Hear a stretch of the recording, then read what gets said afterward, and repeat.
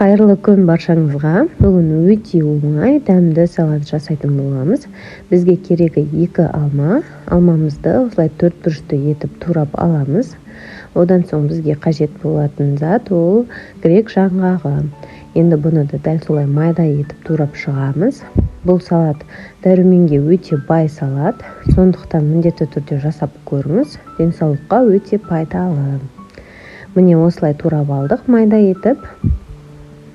Енді ыдысымызга салып, келесі бізде өрік болады. Кептірілген өрік. Жақсылап жуып алдым. Енді осылай 4 бүрүштүү етип тураймын. Бұл негізі міндетті емес.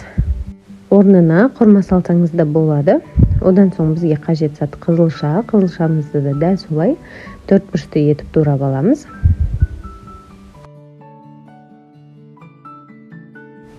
Барлығын ыдысымызга саламыз. Үстінен зәйтүн майын құямыз. Жақсылап араластырамыз. Сонымен біздің салатымыз дайын. Өте оңай, дәмді болып шығады. Организмге де өте пайдалы. Сондықтан міндетті түрде жасап көріңіз. Видеоны соңына дейін көрген болсаңыз, каналыма тіркелуді ұмытпаңыз.